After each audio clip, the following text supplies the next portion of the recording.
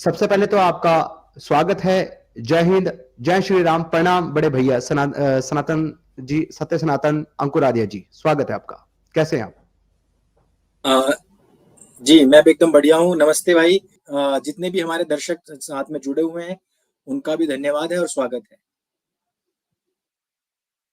जी, और आपका भी बहुत बहुत आभार और स्वागत है। और मैं आपका हार्दिक आभार करता हूं कि आपने अपने कीमती समय से निकाल करके समय दिया, निकाला हमारे दर्शकों के लिए और हमारे लिए। तो हमारे सभी दर्शक और ये चैनल आपका आभारी है। तो चर्चा का शुरू करते हुए मैं सबसे पहले बड़े भैया आपसे ये जानना चाहता हूं जी, कि आखिर ऐसा नहीं है कि हमारे पास एक ऐसा मुद्दा है या हमारे पास एक ऐसा टॉपिक है जिसके बारे में जब हम सोचते हैं तो ये हमें कहीं ना कहीं झकझोर कर रख देता है या हमें जी, सोचने पर मजबूर कर देता है कि आखिर हमने किन लोगों के लिए अपनी अपनी जमीनों में, अपने घरों में, अपने जी, देश के अंदर किन लोगों के लिए हमने बाहें खोल करके वेलकम किया उनका और कहा कि ठीक है, जिस प्रकार से हम ईश्वर को मानते हैं आप भी मानते हो, आप अपने जी। ईश्वर की पूजा अर्चना करना चाहते हो, उसकी इबादत करना चाहते हो, उसका प्रचार करना चाहते हो, खुलकर कीजिए। क्या आपको नहीं लगता बड़े भैया कि यही हमारे पूर्वजों का सबसे बड़ा गलत डिसीजन था कि एक ऐसी आइडियोलॉजी को उन्होंने अपने जैसा धर्म या अपने जैसी संस्कृति समझ करके उसको जगह दिया, जिसका जी। खामियाजा हम आज तक भुगत रहे हैं अलग अलग घटनाओं के रूप में? देखिए, बिल्कुल ये सही बात है। और क्योंकि देव दानवों का युद्ध काफी प्राचीन है, सृष्टि के आरंभ से ही जितनी भी आसुरी शक्तियां हैं, वो जितनी भी देव शक्तियां हैं, उनके साथ में युद्ध करती आई हैं। और हमारे स्वयं के इतिहास को भूलने के कारण ही हमने हमेशा ही, जिस प्रकार से रावण जैसे दैत्य जब अपना स्वरूप बदल करके आते हैं, बहरूपीय बन करके आते हैं, तो उनको साधु संत समझ लिया जाता है, क्योंकि सनातनियों की खुद की जो मन स्थिति होती है वो पवित्र होती है। सामने वाले में भी उसी प्रकार से पवित्रता का दर्शन करते हैं। मारीच जो कि एक स्वर्ण हिरण बन करके आ जाता है, और जो लोग सरल स्वभाव के होते हैं, वो कहते हैं कि इसको पकड़ करके ले आओ, हम राजमहल में जब वापस जाएंगे तो इसके साथ में क्रीड़ा करेंगे। हनुमान जी जिस समय पर संजीवनी बूटी लेने के लिए जा रहे थे, उस समय पर कालनेमी नाम के एक राक्षस ने, दैत्य ने, उनके साथ में भी यह छल कर लिया था। और जिस समय पर ये इस प्रकार की आसुरी शक्तियों वाले लोग, उस विचारधारा के लोग भारतवर्ष में प्रारंभिक काल में आए, उस समय पर उन्होंने भी कालनेमी, रावण और स्वर्ण हिवर हिरण की तरह ही अपना स्वरूप दिखाया। और वो चीज हमारे लोग, क्योंकि सदियों से चले आ रही उस पर जो परिपाटी है, उसी में अंधे हो गए, फंस गए। हालांकि रामायण के बाद में इस प्रकार के छल आदि को समझने और परखने की जो परिष्कृत बुद्धि थी, उसका विकास हुआ था। आप देखेंगे द्वापर काल में जब महाभारत युद्ध हो रहा है, उस समय पर इस प्रकार के छलों से बचा गया। जिस प्रकार से धृतराष्ट्र ने, उसके बाद में दुर्योधन ने, या दुशासन ने, या फिर अन्य जितने भी लोग थे, जब जब उन्होंने छल कपट करने का प्रयास किया, तब तब भगवान श्री कृष्ण जी ने पांडवों को उनसे बचाया। आपने देखा होगा, लाक्षागृह में भी आग लगा दी गई थी, लेकिन उससे ठीक पहले सारे जितने भी हमारे पांडव थे, उनको बचा लिया गया था। यह कहां से सीखता है कोई व्यक्ति? अपने इतिहास से। क्योंकि त्रेता युग में इस प्रकार के अनेक अनेक छल हो चुके थे।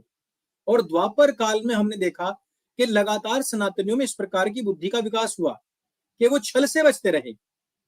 लेकिन फिर से एक बार फिर से कलि युग में वह द्वापर की जो शिक्षा थी, जो त्रेता की शिक्षा थी, ये कहीं ना कहीं सनातनियों के द्वारा अपने ग्रंथों से दूरी, अपने इतिहास से दूरी, अपनी स्मृतियों से दूरी, अपनी संवैधानिक पुस्तकों से दूरी, यही है कि वो इन असुरों के पाश में, उनके जंजाल में, जाल में एक बार फिर से फंसे, और उनका वो असली जो स्वरूप था उसको नहीं पहचान पाए, और फिर से उन्होंने मुंह की खाई, स्वयं उनको मस्जिद बना करके दी। और वहां से लेकर के आज तक आप देख लीजिए किस प्रकार से इन दैत्यों ने, इन राक्षसों ने हिंदुओं को नाच नचाए, किस प्रकार से उनकी सभ्यता को विनष्ट किया, और किस प्रकार से अपनी राक्षसी सभ्यता को इस पवित्र सनातनी भारत भूमि पर फैला करके इसको अपवित्र किया, इसके खंड खंड कर दिए। और आज की तारीख में भी जो लोग कहा करते थे फिर से 1947 में फिर से हमारे साथ छल हुआ, 1920 का दंश, 1946 का दंश, जब हिंदुओं का लगातार नरसंहार हुआ, उसके बावजूद भी 47 में फिर से हिंदुओं के साथ छल हुआ और इनको कहा गया कि मजहब और धर्म के नाम पर जो बंटवारा हुआ है देशों का, हम मजहब को प्राथमिकता ना देकर के अपने इस भारतवर्ष को प्राथमिकता देते हैं और यहां पर रुकेंगे। उन लोगों ने जिन्होंने मजहब के नाम पर अलग देश बटे उसके लिए वोट किया था, वही लोग इस्लामिक देश में नहीं गए। उन्हीं लोगों ने वहां जाना ठुकरा दिया और कहा, उस समय छल करके हिंदुओं कहा कि नहीं नहीं, हमें वो मजहबी देश प्यारा नहीं है, हमें यही देश प्यारा है।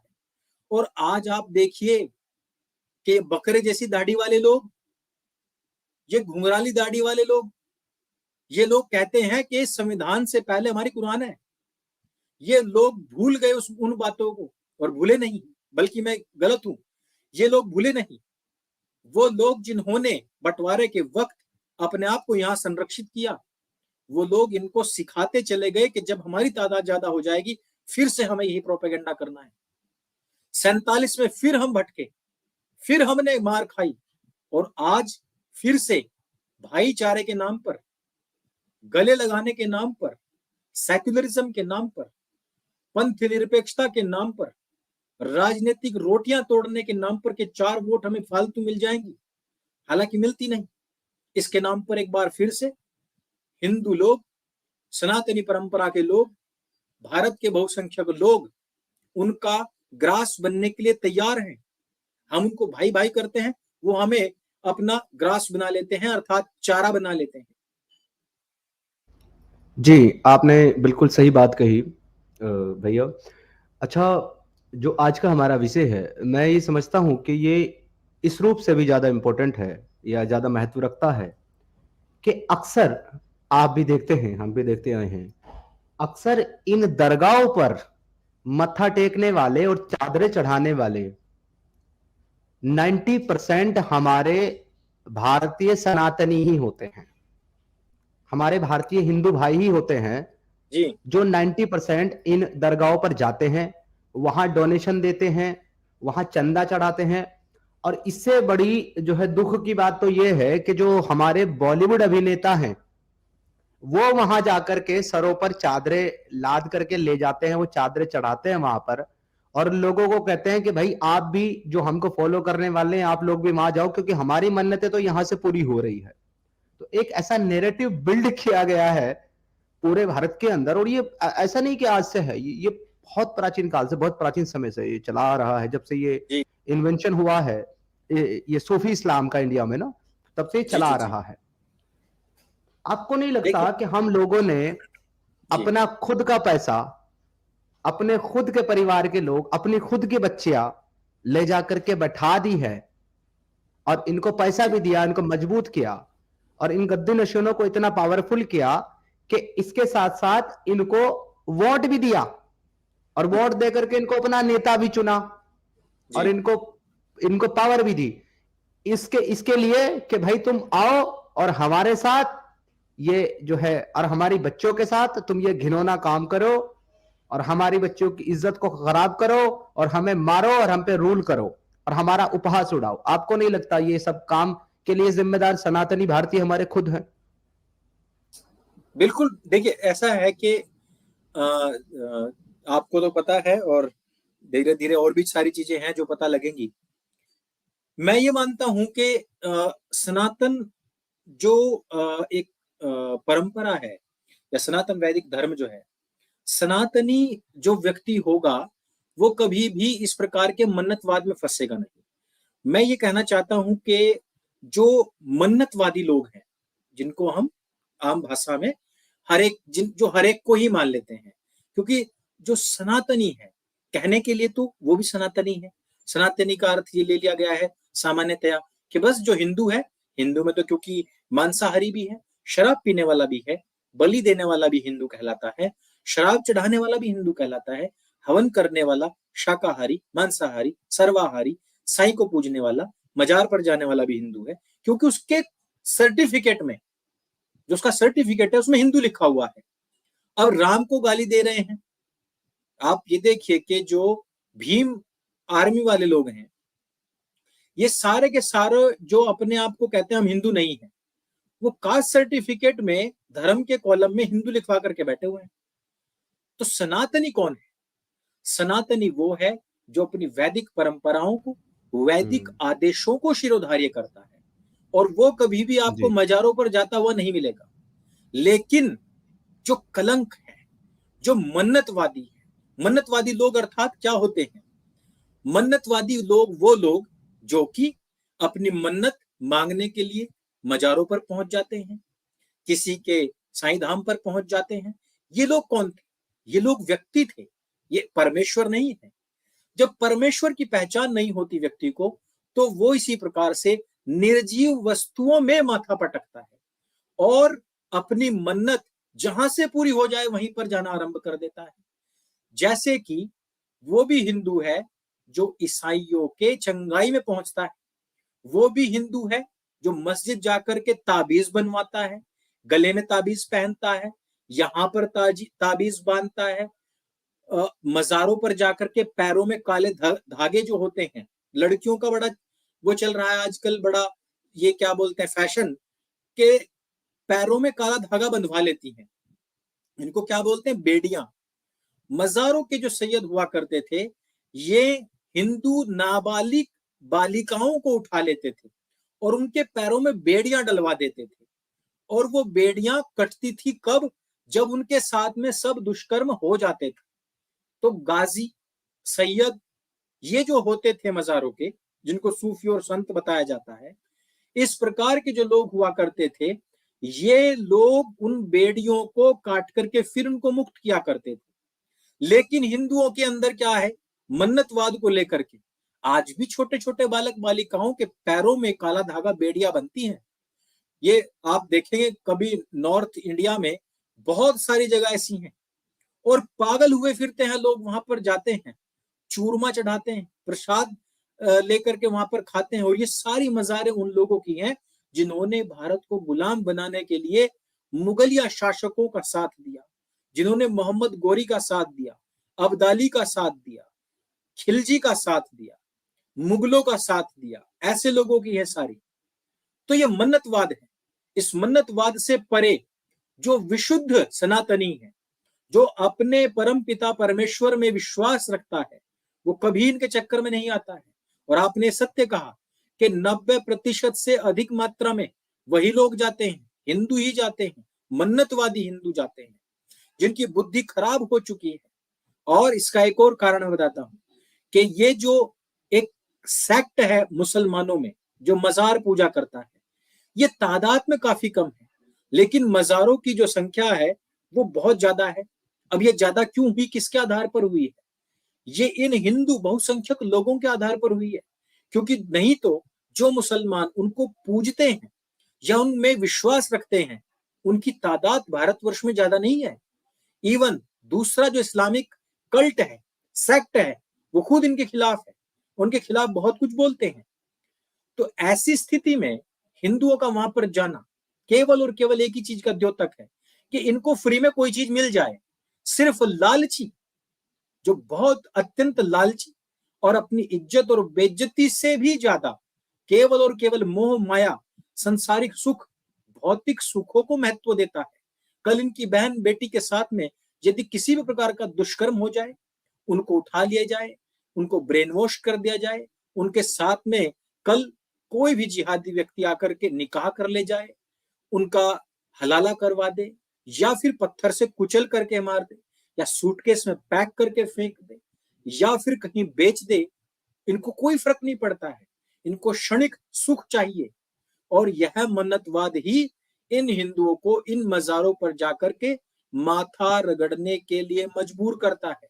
और मैंने बताया कि त्रेता युग के बाद में भी हजारों वर्षों तक एक पूरा का पूरा एक समूह है हमारे समाज का, उस समाज का ये पूरा का पूरा समूह आज तक नहीं सुधरा है। लेकिन आपके बारे में मुझे पता है, मैंने आपके कुछ और वीडियोस भी देखे हैं इसके ऊपर। आपको इस विषय की बहुत गहनता से जानकारी है और आप फिजिकली विजिट भी करते रहे हैं उस क्षेत्र को। तो मैं ये चाहता हूँ कि आप इस पर थोड़ा सा रोशनी डालें कि आखिर ये टॉपिक है, मतलब है क्या, ये जो कांड है, ये किस प्रकार हुआ, क्या क्या इसमें घटनाएं हुई, और इसका क्या क्या असर जो है वो हमारे समाज पर हुआ। थोड़ा सा इस पर आप प्रकाश डालें। जी, असल में बात ये थी कि मैं स्टार्टिंग यहां से करूंगा कि सबसे पहली बात कि ये एक पूरा का पूरा स्कैम है एक्चुअली। ये लोगों को किस प्रकार से बहकाया गया, किस प्रकार से मन्नतवाद के चक्कर में इन लोगों को लाया गया, किस प्रकार से हिंदुओं की बहन बेटियों को वहां लाया गया, किस प्रकार से उनके माँ बाप को फंसाया गया, मन्नतवाद के ही चक्कर में फंसा करके उन लोगों को बुलाया गया। आपने एक बात बहुत सुंदर कही कि इसमें फिल्म इंडस्ट्री का बहुत बड़ा योगदान है। देखिए, पहले फिल्म इंडस्ट्री में इन मजारों का योगदान है। इन लोगों ने पैसे को वहां पर प्लांट किया। पहले क्या होता था?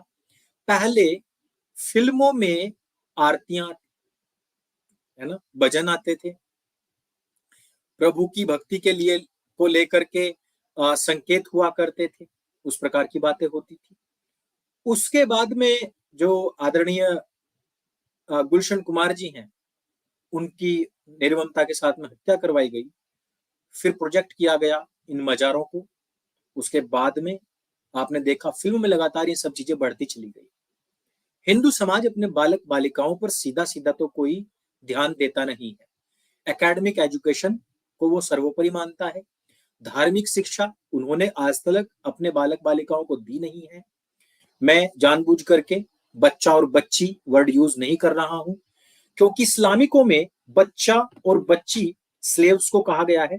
जो नाबालिग बालक और बालिकाएं होती हैं, उनको उन स्लेव्स को बच्चा कहते हैं, बच्चा और बच्ची कहते हैं। बच्ची अर्थात उनकी सेक्स स्लेव, और बच्चा अर्थात उनका गिलमा।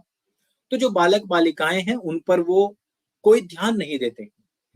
अभी भी जो हमारे लाइव को लोग देख रहे हैं, उनके अड़ोस पड़ोस में या परिवार में रिलेटिव्स छोटे छोटे बालक बालिकाओं को जब वो अपने माँ बाप का अटेंशन चाहते हैं, उनसे बात करना चाहते हैं, तो उनके हाथ में मोबाइल पकड़ा देते हैं या टीवी चला करके बैठ जाते हैं।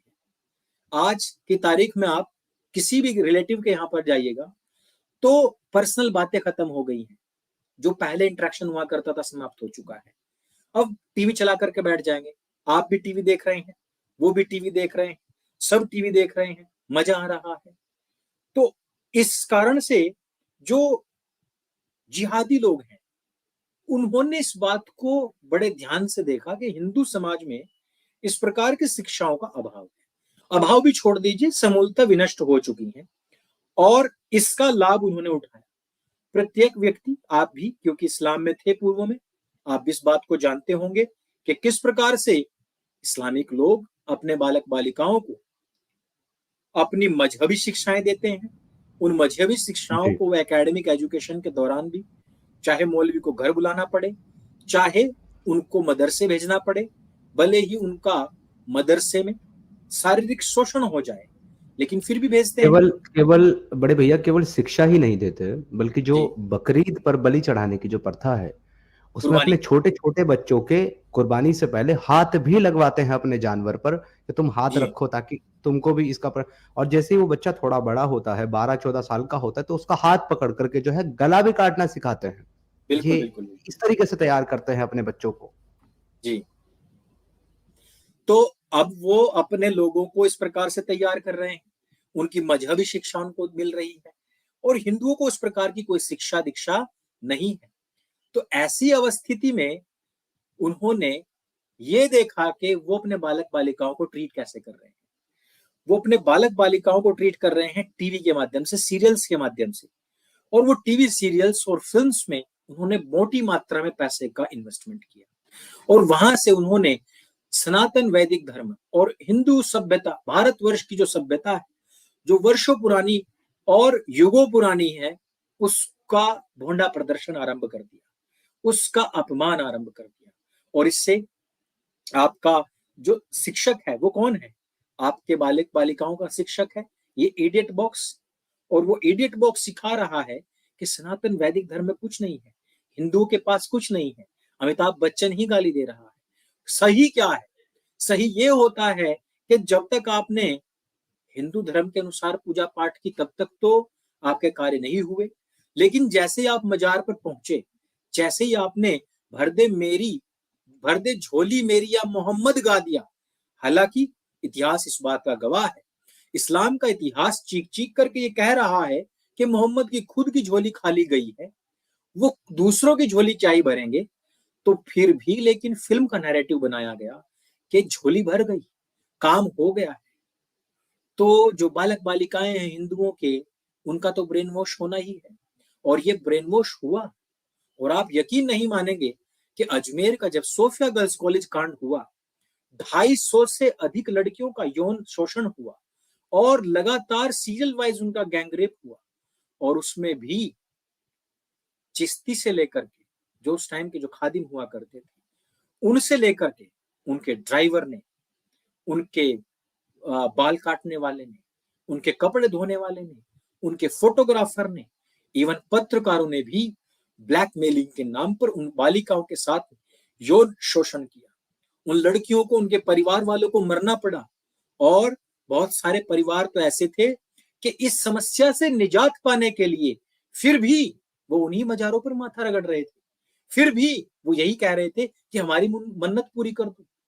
ऐसा अंधा समाज पूरे विश्व में आपको देखने को नहीं मिलेगा, जिस प्रकार से वैचारिक और मानसिक अंधता इस हिंदू समाज के मन्नतवादी लोगों में है। इतना अंधा समाज कि आप अपने कातिलों से गुहार लगा रहे हैं कि हमारे साथ में कुछ मंगल हो जाए। इस प्रकार से शतुरमुर्ग की जान भी बच जाए यदि वो अपने शिकारी को देख करके अपनी गर्दन रेत में धसा ले। एक बार को कबूतर भी बच जाए जो बिल्ली को देख करके आंख बंद कर लेता है। लेकिन इस प्रकार के मन्नतवादी हिंदू कभी नहीं बच सकते और ना बचे, और अंततः सब लोगों को आत्महत्याएं करनी पड़ी। सैकड़ों लोग इसमें मरे। और फिर भी आप यकीन मानेंगे कि एक बालिका के साथ में, मुस्लिम बालिका के साथ में कुछ हुआ अथवा नहीं, लेकिन धरती आसमान सब एक कर दिया गया था। एक लड़का था जुनैद, जो कि रोड रेज में मारा गया था, और उसके लिए आरोप ये घड़ा गया कि इसको गौ मांस के आरोप में मारा गया है, और ये मामला जी। यूएन तक पहुंचा दिया गया था। आप यकीन हम्म। मानेंगे कि एक था तबरेज आलम, जी वो जी। बाइक चोरी कर रहा था और सामान्य लोगों ने इसकी पिटाई की, और 5-6 दिन के बाद झारखंड की जेल में हार्ट अटैक से वो व्यक्ति मरा। लेकिन नैरेटिव ये बनाया गया कि हिंदुओं ने पीट पीट करके उसको लिंच कर दिया, उसको मार डाला गया, और यही सत्य आज तक चल रहा है, हिंदुओं को पता नहीं है। लेकिन 250 से अधिक हिंदू बालिकाओं के साथ में दुष्कर्म होता है, सैकड़ों लोग मारे जाते हैं, परिवार तबाह और बर्बाद हो जाते हैं, लेकिन किसी को भी पूरी सजा नहीं मिल पाती। अजमेर में अगले दशकों तक किसी हिंदू के घर में शादी नहीं की गई थी। लोगों को यह शक रहता था कहीं इस लड़की के साथ भी ना हो गया। उन हिंदुओं को वहां से विस्थापित होना पड़ा, देश के कोने कोने में जाकर के रहना पड़ा, और अपनी बहन बेटियों के विवाह दूर दराज के प्रदेशों में करने पड़े, जहां की वो भाषा भी नहीं जानते थे। ऐसी स्थिति अपने इस बहुसंख्यक हिंदू राष्ट्र के अंदर हुई हिंदुओं की, लेकिन किसी ने एक कंकर भी उस मृत शरीर के ऊपर बनी हुई ईंटों के उस ढेर के ऊपर नहीं मारी। उस पत्थर से बने हुए उस पत्थर दिल व्यक्ति की मजार की तरफ किसी ने आंख खोल करके या आंख फाड़ करके नहीं देखा, उसकी तरफ किसी ने आंख तक नहीं निकाली। और उन लोगों ने उन बहन बेटियों की आंखें, जो लटकते पंखे से जो फांसी पर झूल रही थी लड़कियां, जिनकी आंखें निकली हुई थी, क्या उनकी आत्मा कभी चित्कार नहीं करती होगी कि इस नपुंसक समाज, इस नपुंसक मायावादी समाज ने, इस नपुंसक मन्नतवादी समाज ने क्या आज तक एक भी ऐसा वीर योद्धा भाई बेटा नहीं जना कि वो हमारा इंसाफ, हमारा न्याय करा सके। आज जो लोग, बार बार मैं इस बात को कहता हूं, जो लोग अपने आप को सनातनी योद्धा, हिंदू राष्ट्र, हिंदू हृदय सम्राट कहते घूमते हैं, उन्होंने क्या आज तक अजमेर पर एक शब्द बोला? जिन लोगों ने बोला बाद में माफी मांगनी पड़ी थी।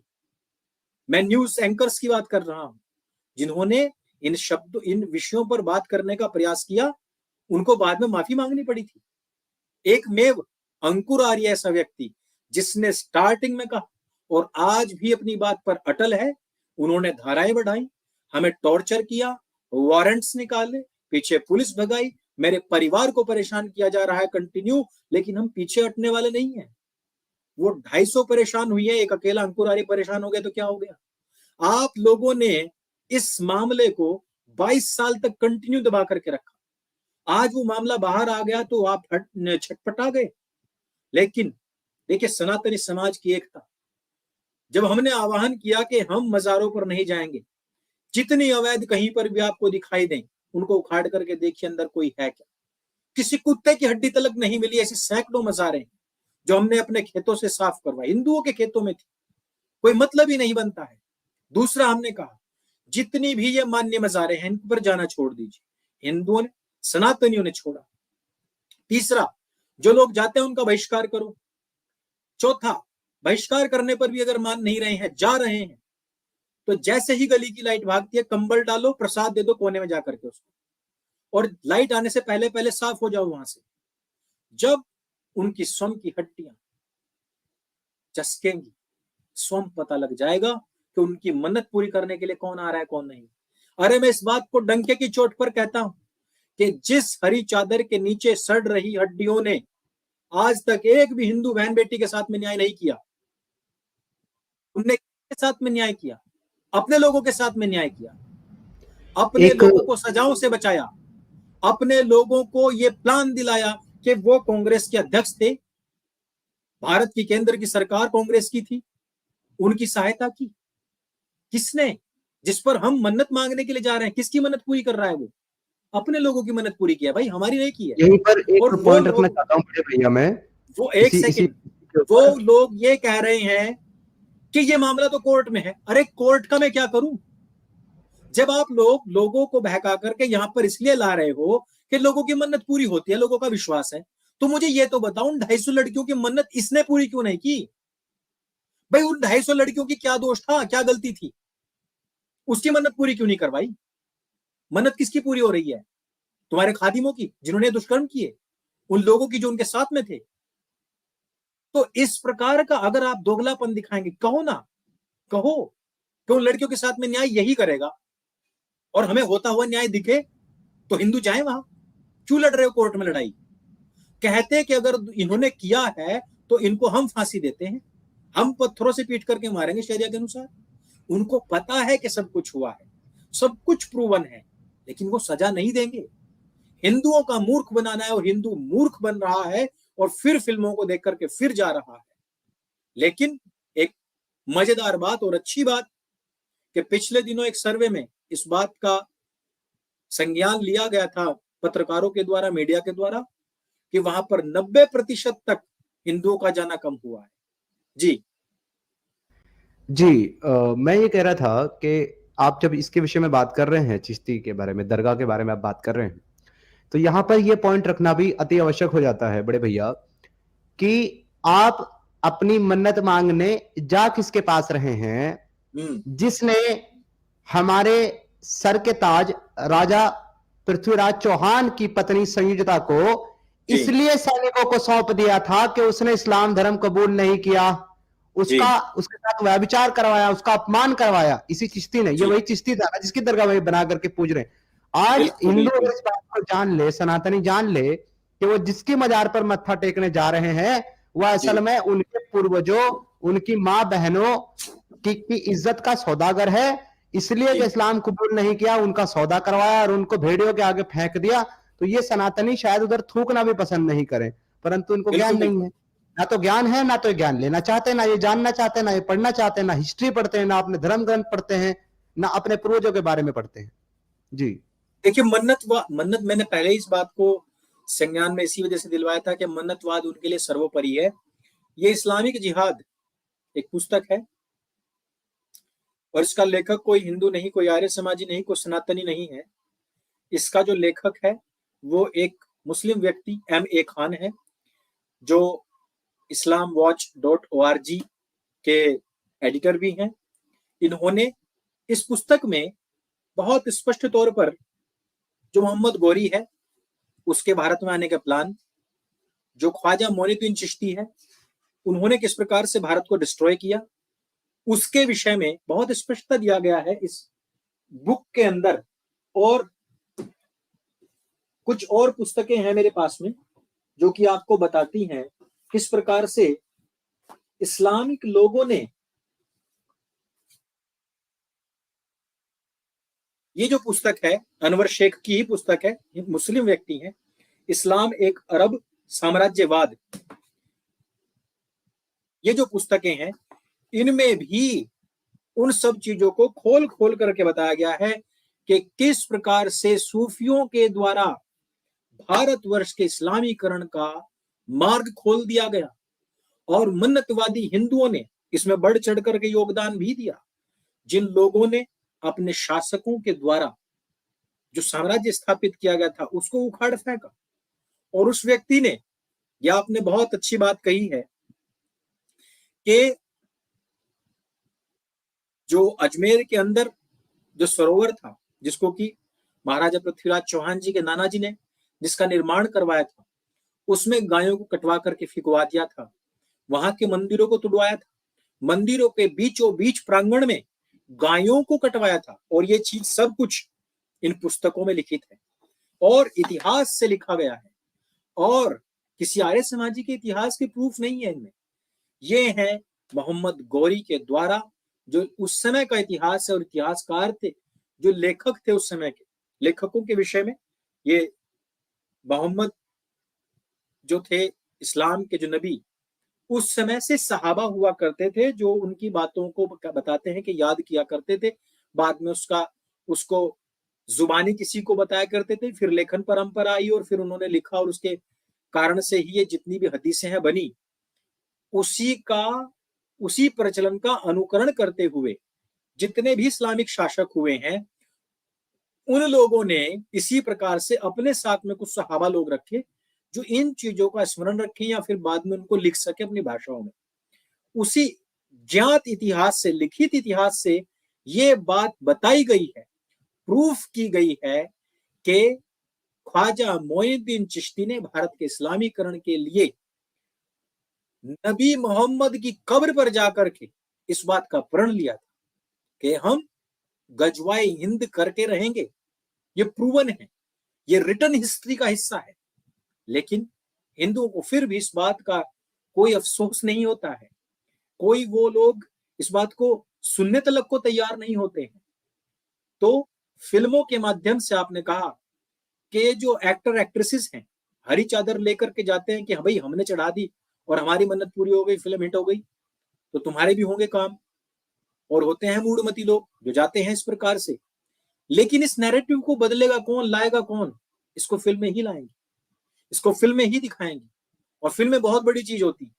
हम तो फ्री में आपको इतना नॉलेज दे रहे हैं, सिद्धार्थ जी हैं जो बात कर रहे हैं इन सब विषयों पर, और भी बहुत सारे लोग हैं जो इस अंधविश्वास के ऊपर बात कर रहे हैं।